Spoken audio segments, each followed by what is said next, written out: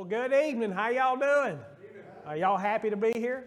Okay, good. Take your Bible out if you would, and we're going to take a look at the Psalms tonight. Y'all know I've fallen in love with the Psalms. I guess I've read the Psalms 4 or 5 times through this year.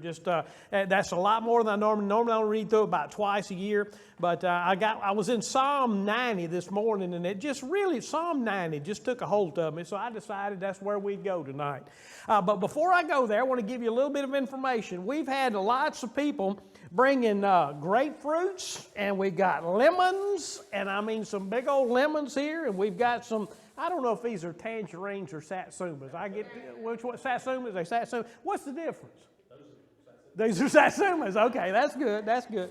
One of these days, I'm going to find out what the difference in them is. But feel free to come by and pick up all you want on the way out the door. And then also, we're going to make available to you tonight the proposed budget for 2021. Can y'all believe that? Another year is just around the corner. You will have one of these mailed. If we have your email address and you normally get an email from the church, you will have one emailed to you tomorrow. But if you'd like a hard copy, I've got about 25 or so here. You can pick that up. We'll vote on that at the upcoming business meeting in December, but that's still a few weeks away, so you've got time to take a look at that. Let's see, pull my notes out here. As I was reading this psalm this morning, I noticed a lot of things in the particular psalm that I've never seen before. So I just want to share some of those with you. I named the message tonight, "The Everlasting God of Steadfast Love." Now, one of the things we want to do is we don't want to find our strength in stuff. We don't want to find our strength in our 401k. We don't find our strength in our jobs or our positions or our good health or whatever. We want to find our strength in Jesus Christ. And the way we do that is by thinking about how much He loves us. And that's where Moses is going to take the people here. This is the psalm that Moses wrote. Now, how many of you already knew that Moses wrote music? He did. I don't know if you ever thought about it. Now, I know the minister of music knows that. But really and truly, he wrote several psalms that are written to music. And this is one of those. Now, we don't have the music that went with it, but we do have the words. And the lesson that I kind of took out of it this morning was this, that time is passing quickly. Now, is there anybody in here that disagrees with me on that? And the older you get, the faster it seems to pass. It's not really, but it sure does seem like it. So time is passing quickly. So what we have to do, according to the psalm, is we have to number our days aright in such a way that we will develop a heart of wisdom. And in that heart of wisdom, we're going to fall in love with God. Now, I think that when Moses was teaching this music, this song, and by the way, the reason he used music is music has a powerful effect. Let me just mention a word to some of the grandparents who are in here. Nana, shark. Nana. Y'all know? Does anybody here know that song? Baby shark. Well, we add different words in there to go along with it. Now that I said that, probably some of you while I'm preaching are going to be thinking, the little shark song goes right. But that's how powerful a song or a catchy tune can be and stick in your head. That's what Moses was trying to do with the generation that he was fixing to take into the promised land. Remember, Moses has been out in the desert for 40 years, and all the old people, except for Caleb and Joshua and Moses, are gone now. And they're getting ready to go into the promised land. So he writes this song. He writes this psalm. And he's going to teach them some things that they need to know. And I'm going to tell you what they are, and then we'll come back and look at the psalm. But I think one of the things God wants them to understand is that God is everlasting. He is from eternity past to eternity future. Another thing he wants us to understand is that we come from the dust, and we are going to what? We're going to return to that dust. And you'll see some language that refers back to that. We're also going to find out that sin angers God a whole lot. And he's wanting to make sure that these young folk getting ready to go into the promised land remember that. Because after all, they're going to do just like everybody else, and they're going to sin. Another thing he wants them to know is that God's love for them is steadfast. God's love for them is not based on their performance. God's love for them is based on the nature of who God is. And then I think another thing Moses wants to make sure they get is that they need to be instructed in the ways of God, which means they got to go back to the scrolls, they got to go back to the Torah, they got to go back to the law, they got to go back to the history and the wisdom and study this stuff to know who God is. And then the last thing is going to be kind of covered up a little bit, but I think it's the most important one, is that God's grace is going to guide the way of their hand as they get into the promised land. So, now, Tynell, let me say to you, I know you're following me on the overhead tonight. It's not going to be like I normally preach. What I'm going to do is we're going to look at, as we read, I'm going to take a couple of little sections together, and I think if you'll look on the overhead, you'll see the text that goes with those headings. So if you'll just, I think you'll catch on to what I'm talking about in just a minute. So let's start reading and look at Psalm 90. Well, in fact, let's read the whole Psalm, and then we'll come back and look at the bits and the pieces. Lord, you have been our dwelling place in all generations. Before the mountains were brought forth, or even your hand formed the earth and the world, from everlasting to everlasting, you are God. So God is an everlasting God. Then he goes on and he says, you return man to dust and say, return, O children of man, for 1,000 years in your sight are but as yesterday when it is past, or as a watch in the night.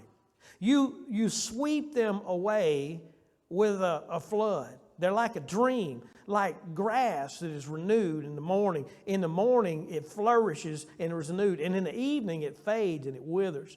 For we are brought to an end by your anger, by your wrath we are dismayed. You have set our iniquities before you, see our secret sins in the light of your presence. For all our days pass away under your wrath. We bring our years to an end like a sigh. The years of our life are 70, or even by reason of strength, 80, yet their span is but toil and trouble. They are soon gone and fly away. Oh, consider the power of your anger and your wrath according to the fear of you. So teach us to number our days that we may get a heart of wisdom. Return, O Lord, how long? Have pity on our servants, on your servants. Satisfy us in the morning with your steadfast love, that we may rejoice and be glad all our days. Make us glad for as many days as you have afflicted us, and for as many years as we have seen evil. Let your work be shown to your servant, and your glorious power to their children. For the favor of the Lord our God be upon us, and establish the work of our hands upon us. Yes, establish the work of our hands. And all God's people said. Let's talk about the everlasting God. Look again. It says, before the mountains were brought forth, or even you had formed the earth and the world, from everlasting to everlasting you are God. Notice it didn't say from eternity past you were God. But it says from eternity past, what? You are God. Because remember when Moses saw God in the burning bush, who did he refer to himself as? You are the great I am. Not the I was, but the I am. So there's never a time when God was not. And he says, Lord, you have been our dwelling place. Think about this. When the children of Israel left Egypt, what was the first house they stayed in? Which motel did they stop at? What color were the tents that they took with them out of Egypt? Wait a minute. When they left Egypt, they didn't have tents. So they're thinking in terms of our dwelling place was in the desert where there was nothing, but God was their dwelling place. Kind of remind us that when we get caught in these situations where we don't like it, we feel uncomfortable, God is our dwelling place because we run to Him instead of running away from Him. And then he talks about the finite reality of man. Just, and he's gonna kind of bring this up later again, but look at this. He says, you return man to dust and say, return, O children of man. I just wrote down in my notes, Genesis 3:19. When God cursed Adam, this is one of the things he said, by the sweat of your face you shall eat bread till you return to the ground, for out of the ground you were taken, for you are dust, and to dust you shall return. Moses wants them to remember that they're human, that they're not gods, that God reached down and formed them in their mother's womb, and there's coming a day when their ashes are going to be sprinkled or their bodies are going to be buried in the ground. They're going to return to dust. Now, they're going to find out when Jesus comes that their souls are everlasting. They're going to last forever. He says, for 1,000 years in your sight are but yesterday when it's past, or as a watch in the night. Peter says this in 2 Peter. We're going to see where it says 1,000 years is a day, and a day is 1,000 years. And he goes on and he says, you sweep them away as the flood. They are like a dream, like grass is renewed in the morning. And I think this is a good time of the year to remember this. How many of y'all had some green grass Monday morning? And how many of you got green grass now? What a difference 2 days makes, I've been nursing some poinsettias since last year. I was so proud of myself. I got those poinsettias and I've kept them alive ever since I got those 2 last year. And I've had them outside by the water faucet where I keep them in the shade. I'd take them out, I'd put them in, I'd water them and everything. And they were just starting to turn nice and red on the top of them. And I thought, boy, you're good at this. And then I forgot to bring them inside. They don't look like that anymore. You know what I mean? But that's all it takes is the breath of God. And he goes on and he said in verse 7, he starts talking about his wrath, the wrath of God. For we are brought to an end by your anger, and by your wrath we are dismayed. You have set our iniquities before us. We sin, and sometimes we think a lot about when we sin, and then sometimes we think, well, everybody else does a lot worse than that, so why should I worry about this? But I was kind of reminded, I don't know about y'all, but I have emotions. I don't always show them a whole lot, but I showed them today. I went home from here at church, and I got my dog, Bojack. Y'all know I love Bojack, so I pulled Bojack out, and I went and threw his stick, and he ran to that stick, and he got that stick, and he just kept on running. No matter how hard I called, no matter how many times I whistled, no matter how mean I looked, no matter what I did, he would come to me with that stick and he would run circles around me. And he would do his feet like this in the ground. So the more he did that, the madder I got at that dog. I got so mad at that dog. I tried to reach down there. He got close. I grabbed his collar because I was going to yank him up by his collar. And he'd step back so I couldn't get that collar. I got him though. And when I got him, I picked him up and I grabbed that leash and I just walked him right back to the backyard, and I opened up that gate and I pushed him in there and I said, now you can stay there. And I slammed the door. I wanted to kill that dog. I did. But I did, of course I didn't. But you know why I was mad at him? Because he was sinning against his master.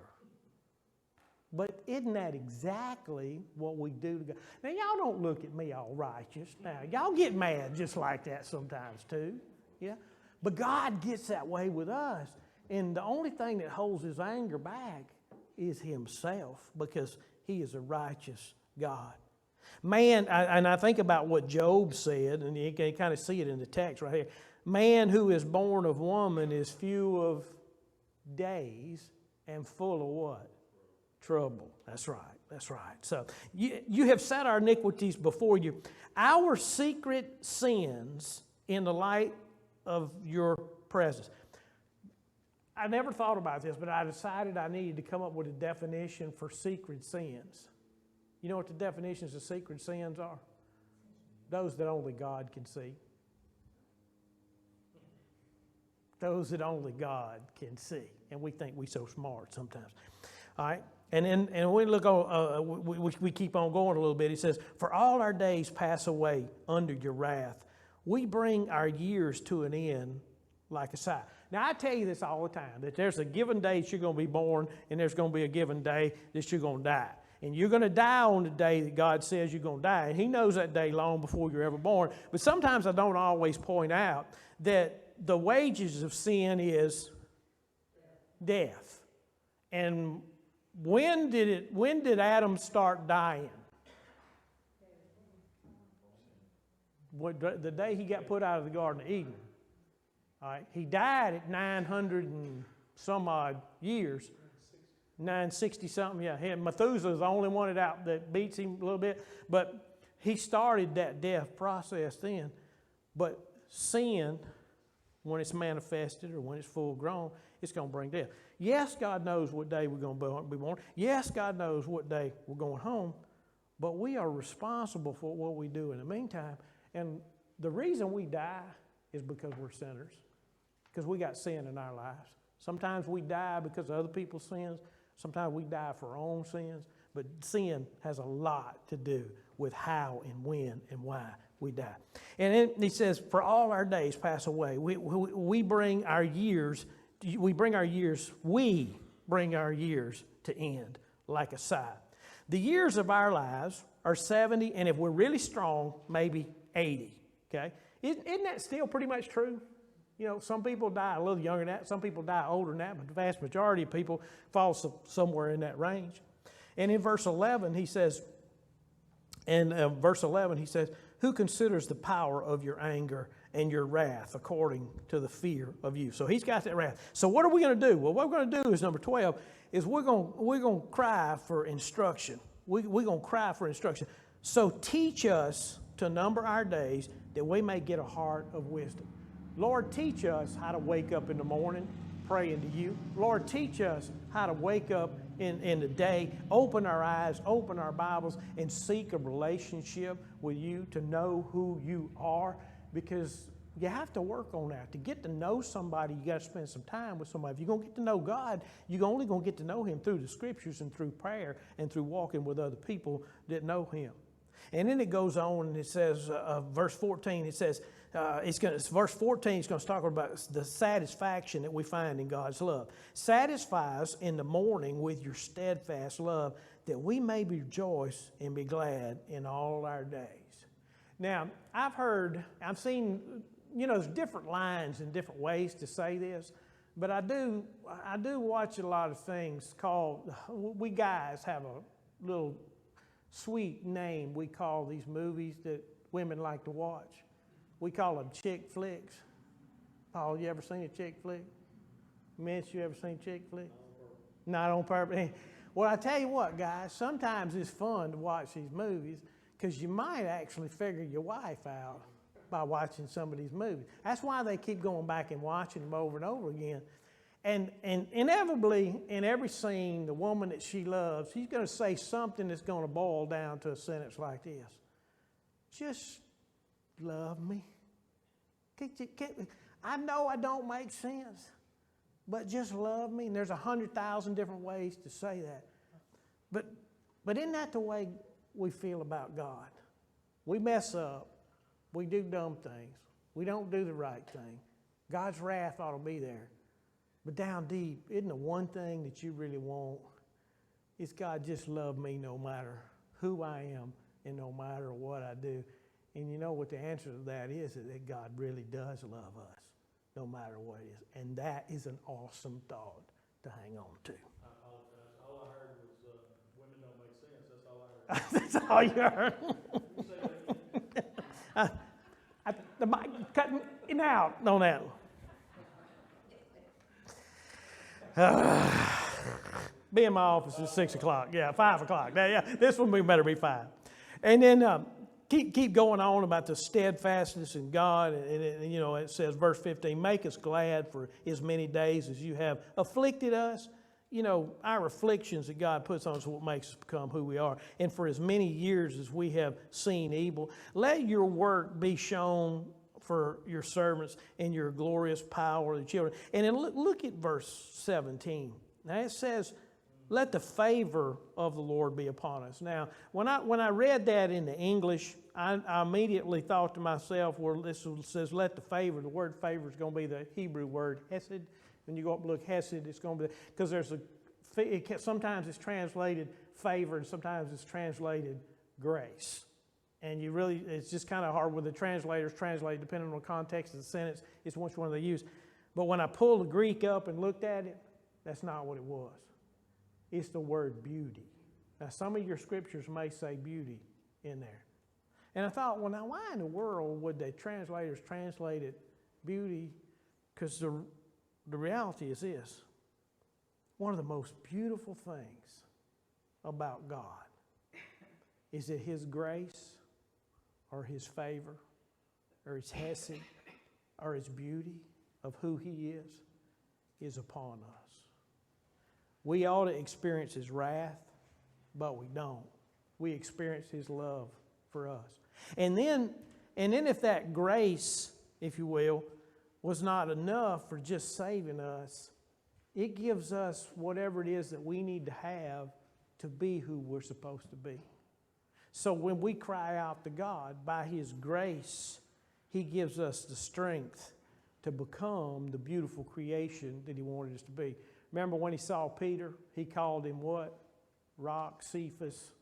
Not because Peter was a rock, but Jesus knew that he would become a rock. So we're reminded that He who began a good work in us will be faithful to complete it unto the day of Christ. The beautiful thing is, God's going to put enough grace in you for you to actually become the spitting image of Jesus Christ. And that's an awesome thing. Let the favor of the Lord our God be upon us and establish the work of our hands. So it's the grace He's putting in us that causes our hands to be able to do and act and carry out the things that we actually do, act and carry out. And then He says it again, establish the work of your hands. So we come from dust and we return to dust. The reality of life is this. Because God loves us, His grace will lead us to be satisfied in Him as we commune with Him. And then we will break through into the eternal joy of His glory. We struggle and we fight here on earth. God's grace is sufficient for whatever struggle and things like that. But when we die, we immediately go to where everything is as it should be, and we fully see the glory of God, or as full as we need to be able to see to satisfy who we are. And all God's people said. And that's good stuff.